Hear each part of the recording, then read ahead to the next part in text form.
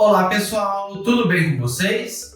Para quem não me conhece, meu nome é Leonardo, eu sou professor na empresa Analise e na aula de hoje nós vamos começar a discutir sobre os arranjos experimentais. Vamos começar pelo mais famoso, o fatorial. E para iniciar, vamos falar de fatorial no delineamento inteiramente ao acaso. Então você encontra aí muita gente falando fatorial em DIC. Então, sem mais delongas, bora para a aula!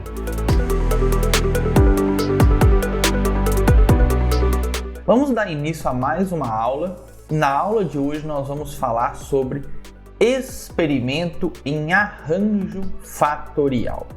Primeiro ponto que eu quero trazer aqui para vocês, já nesse primeiro slide, para nunca mais vocês falarem errado esses termos. Delineamento experimental, nós temos três: delineamento inteiramente ao acaso, DIC, delineamento em blocos casualizados, DBC, delineamento em quadrado latino, DQL. E pode haver algumas modificações desses delineamentos que aí muda um pouquinho o nome, blocos com informação dentro de parcela, tá? Pode ter esses negócios. Mas delineamentos são esses três. O resto é arranjo. Então nós temos os arranjos fatoriais, por exemplo. Nós temos as parcelas subdivididas, que também é um tipo de arranjo, ou esquema, né? Em alguns casos pode ser chamado de esquema fatorial, esquema em parcela subdividida, esquema hierárquico. São esquemas, não são delineamento estatístico. Então, quando você for escrever no seu artigo, você vai colocar experimento montado em arranjo experimental, em arranjo fatorial, vamos supor 3x2, com 4 repetições em DBC. Tá? Porque o arranjo fatorial não é um delineamento. Beleza? Isso tem que ficar muito claro. Eu vejo muita gente falando, eu montei o experimento em delineamento fatorial. Não. Ou você montou em DIC, DBC ou DQL o delineamento. E aí sim, o seu experimento é um arranjo fatorial. São coisas diferentes. Por quê? Porque o fatorial nada mais é do que um arranjo de um DIC, de um DBC, pode até ser um DQL, é bem difícil fazer, mas pode ser. Então esse é o primeiro ponto que eu deixo aqui para vocês. Léo, eu não sei muito bem o que é esse fatorial. Tem muitas áreas que não é comum, né, o uso do fatorial, e as pessoas assistem essas aulas e ficam confusas, né, em relação. Então o meu objetivo nessa primeira aula, nós vamos ter mais aulas de fatorial, né, mas nessa primeira aula é que você entenda exatamente o que é um arranjo fatorial para saber quando usá-lo, se você precisa. Talvez na sua área não, Léo, eu não tenho experimento desse tipo, tá?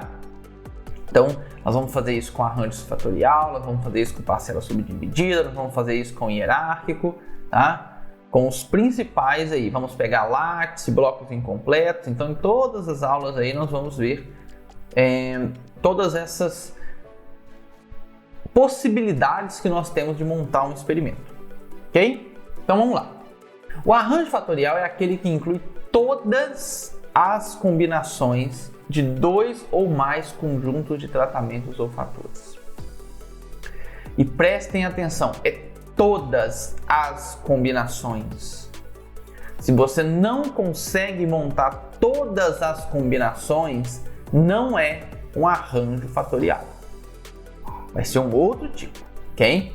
No arranjo fatorial, você tem que ter todas as combinações possíveis, ok? Entre dois ou mais conjuntos de tratamentos. Então, no fatorial, a grande diferença dele para o experimento simples é que agora eu testo dois tipos de tratamentos, onde esses tratamentos são chamados de fatores. Então eu tenho o fator 1 e tenho o fator 2. Os fatores envolvidos nesse tipo de experimento podem ser o mais variável possível, né? Então você pode avaliar o que você quiser, o que for importante.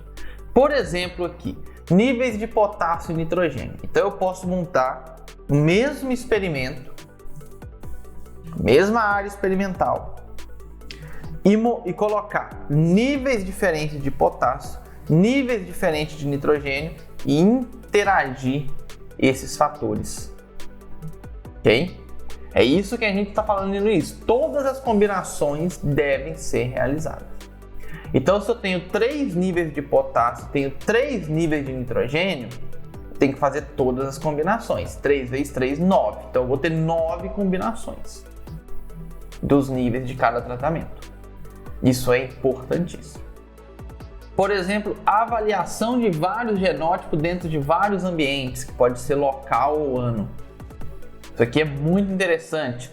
Isso daqui a gente já cai, é um tipo de fatorial, mas é um tipo de fatorial que a gente chama de análise conjunta, né? Porque aí eu tenho que verificar mais algumas coisas. Por quê? É um fatorial? É. Porém, eu estou realizando em local diferente, em ano diferente. Então eu preciso checar alguns detalhezinhos para eu poder analisar como um fatorial. Mas é um tipo de fatorial. Então eu tenho vários genótipos, A, B, C, D, E, F. Vou analisar eles aqui em Ipatinga, vou analisar em Governador Valadares, vou analisar em Uberlândia, então vou analisar em diferentes locais ou em diferentes anos. Analisei em 2021, vou analisar em 2022, 2023 e assim por diante.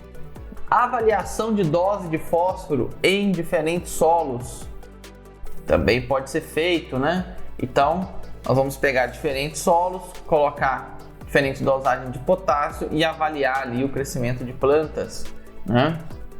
Bom, vamos trazer algo fora da agricultura, né? Agora eu só trouxe coisas da agricultura. Por exemplo, estamos muito falando sobre Covid, né? Então vamos supor que um pesquisador quer analisar diferentes vacinas. Então nós vamos pegar ali Coronavac, AstraZeneca, Pfizer, Moderna, Johnson. Esses são os tipos de vacina. Então esse é um tipo de tratamento, ele é o fator 1. E podemos analisar a dose dessa vacina. A dose completa, meia dose e 1/4 de dose. Esse é o fator 2, dose. Ok? Então eu vou ter o fator 1, que é o tipo da vacina, e o fator 2, dose. Eu tenho que interagir esses dois fatores. Então eu tenho a vacina Coronavac, eu vou avaliar a dose inteira, meia dose e 1/4 de dose em diferentes pessoas. Vou pegar a Moderna, dose inteira, meia dose e 1/4 de dose em diferentes pessoas. Pfizer, dose completa, meia dose e 1/4 de dose em diferentes pessoas. Janssen, dose completa, meia dose e 1/4 de dose em diferentes pessoas. As pessoas, nesse caso, são as nossas repetições, né, do experimento. Então, cada combinação dessa você pode aplicar em 4 pessoas. Talvez para medicina isso seja pouco, né? Aplique, sei lá, em 20, 30 pessoas, não sei, né? Aí você tem bastante repetição, fica um experimento bem mais robusto. Então, isso é o fatorial, gente, quando nós queremos avaliar dentro do mesmo experimento 2 ou mais fatores. Aqui eu dei exemplo apenas de 2 fatores. Eu posso querer analisar mais fatores. Quanto mais fatores eu coloco, maior é o número de combinação e maior vai ficar o meu experimento. Então tome cuidado com isso. Tem gente, eu já peguei experimento com 4 fatores. Pessoal, não faça isso. Dificilmente você vai conseguir um resultado satisfatório trabalhando com 4 fatores. Porque a pessoa coloca 4 fatores e coloca 2 repetições. Você, beleza, estatisticamente você resolve o seu problema, mas acaba você ficando com um número de repetição pequeno. Você vai ter muita interação entre esses fatores e não vai conseguir explicar todas essas interações. Então não recomendo. Se não tem jeito, tem que fazer, faça. Mas eu não recomendo. Ok?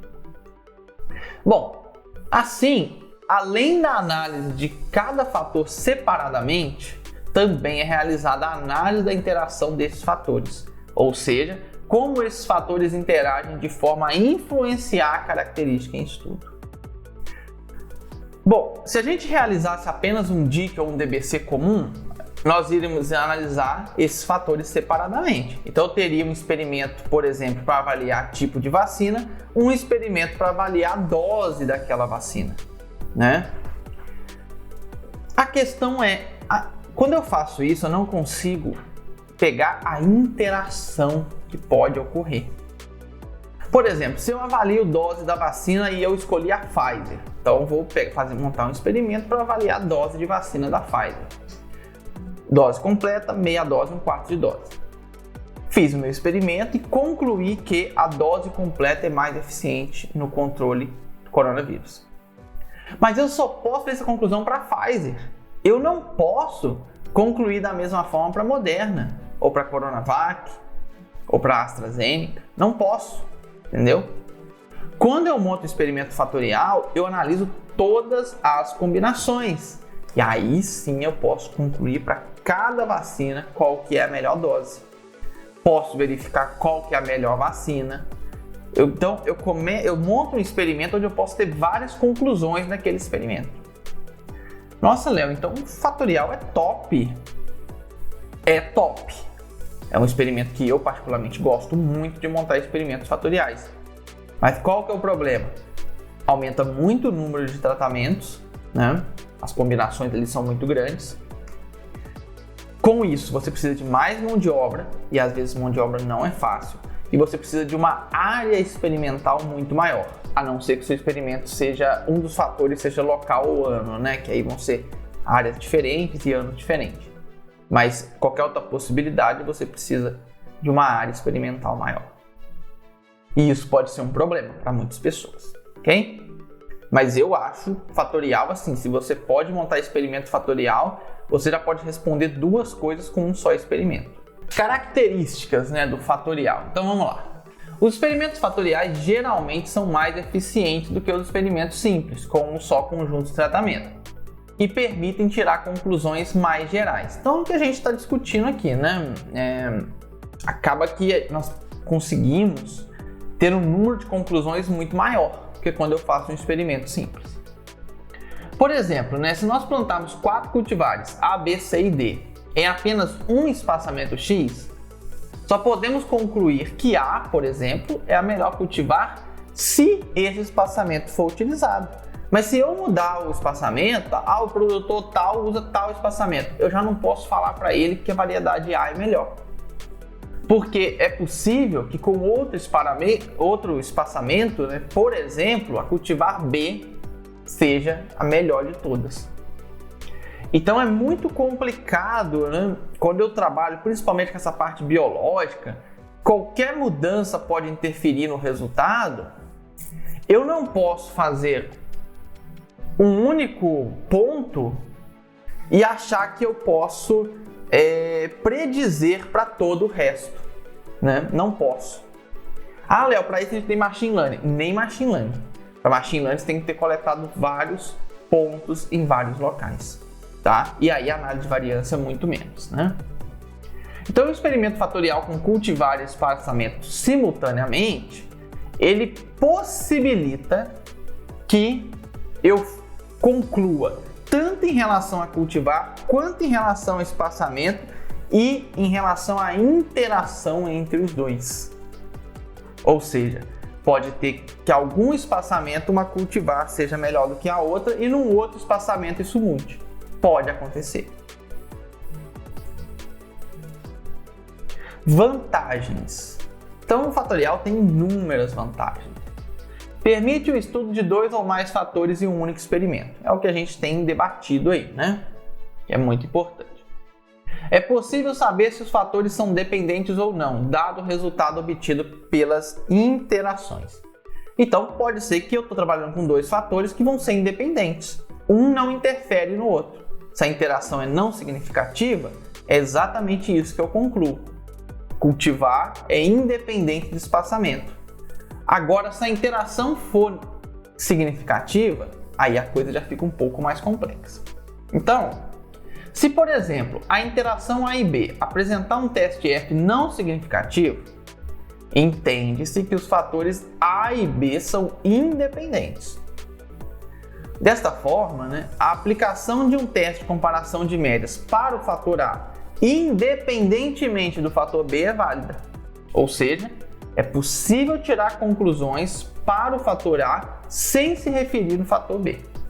E vice-versa. Mesma coisa, posso tirar conclusões do fator B sem me preocupar com o fator A.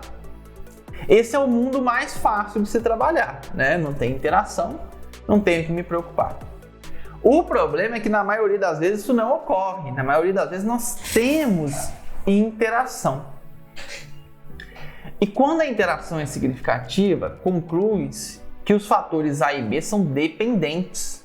Ou seja, um interfere no resultado do outro. Com isso, o comportamento dentro do fator A ele é influenciado pela presença ou ausência do fator B e vice-versa. Nesse caso, não é possível tirar conclusões sobre um fator sem levar o outro fator em consideração. Ok? Então, dessa forma, nós precisamos estudar o comportamento do fator A dentro de cada nível do fator B e o comportamento do fator B dentro de cada nível do fator A. Eu já não posso trabalhar com eles de forma independente. Eu tenho que trabalhar com os níveis de um fator dentro do outro. E aí a nossa análise já se complica bastante, Não vai ser agora nessas aulas que nós vamos trabalhar com os testes de comparação de média, com modelos de regressão, mas quando nós formos falar nas aulas lá na frente, vocês vão ver como que a análise fica muito mais complexa. A análise de variância é a mesma, não muda se é significativo ou não significativo. Agora, na hora de realizar o teste de comparação de média ou também os modelos de regressão, aí a coisa fica bem mais complicada. Agora, nem tudo é vantagem, gente? Como eu disse, não existe um experimento perfeito, senão a gente só realizaria ele. Temos também desvantagens para o fatorial. Então, a grande desvantagem dos fatoriais é que o número de tratamento cresce rapidamente em função do aumento do número de fatores ou do número de níveis dentro de cada fator. Olha esse exemplo aqui. Na primeira linha da tabela, nós temos fator A e B. Estamos trabalhando com dois fatores. O fator A tem 4 níveis, o fator B tem 3 níveis. Se eu fizer 4 vezes 3, eu tenho 12 tratamentos. O tratamento é todas as combinações possíveis. Agora eu continuo com A e B, só que agora o fator A tem 5 níveis e o fator B tem mais 5 níveis. 5 vezes 5, 25. Tá vendo que eu mais que dobrei o tamanho do meu experimento? E eu aumentei um nível do fator A e 2 níveis do fator B. E isso fez eu mais que dobrar. Entende? Então, se eu tenho muitos níveis do fator, isso pode ser um grande complicador. E agora eu tenho 3 fatores, fator A, fator B e fator C. No fator A eu tenho 4 níveis, no fator B 3 níveis, no fator C 2 níveis. 4 vezes 3, 12, vezes 2, 24. Então eu tenho 24 tratamentos.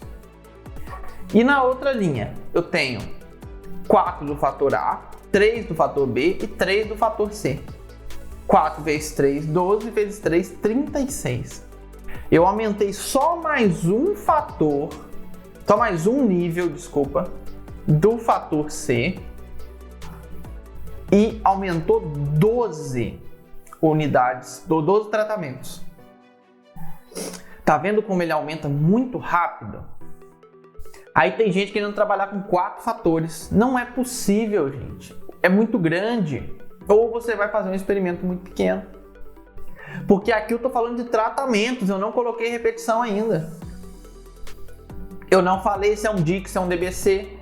Por enquanto nós estamos trabalhando só a parte do fatorial. Aqui ainda tem que pôr repetição.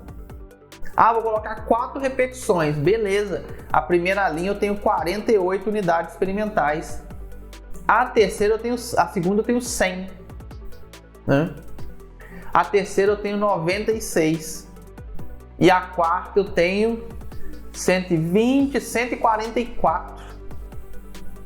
Tá vendo como a coisa vai se complicando? Porque aqui nós estamos olhando só tratamento. Vocês estão falando, nossa, o experimento tá pequeno. Não, mas aqui eu tenho que colocar repetição ainda. Aqui são só o número de tratamentos que eu vou analisar. Entendeu? Então esse é um grande complicador. Existem formas de contornar esse problema, tá? A gente pode trabalhar com blocos incompletos, que como eu já disse, a gente vai ver lá na frente, que são blocos aumentados e látices.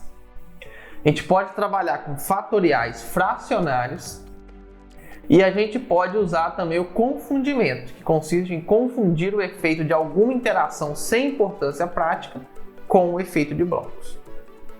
Então, existem estratégias para contornar esse problema do número grande de tratamentos que nós podemos ter. Nós vamos aprender a trabalhar com eles mais para frente, tá? E é muito importante esse trabalho, ok? Então, pessoal, na aula de hoje é isso. Essa aula é para vocês entenderem o que é o fatorial, entenderem como utilizar o fatorial, e as próximas 2 aulas nós vamos ver exemplo de um fatorial em DIC, exemplo de um fatorial em DBC, para vocês entenderem como são feitos os cálculos, o que muda de um para o outro. Não vamos fazer fatorial em DQL, porque eu confesso nunca ter visto um experimento de fatorial em DQL. Então, existe nos livros estatísticos? Existe, mas na prática a gente não usa, tá? Então vamos focar, né, naquilo que realmente é importante. E depois nós vamos ver essas questões aqui dos fatoriais um pouco transformados, né? Que seriam os blocos incompletos, fatorial fracionário, situação do confundimento. A gente vai ver isso em várias aulas, né? A gente vai ficar agora bastante tempo falando desse assunto. Tá bom? Então na aula de hoje é isso e vejo vocês na nossa próxima aula. Até mais! Se você quer aprender mais sobre o software IR, nós da empresa Analyse oferecemos inúmeros cursos, desde o mais básico, passando por análises como estatística experimental, modelos lineares, modelos mistos, até análises mais avançadas como análise multivariada e machine learning. Para saber mais sobre os nossos cursos, clique no nosso site que vai estar na descrição desse vídeo ou entre em contato conosco via e-mail contatoeac1@gmail.com, que nós vamos te dar todas as diretrizes para que você tenha um excelente aprendizado no software IR. No mais, muito obrigado e até breve.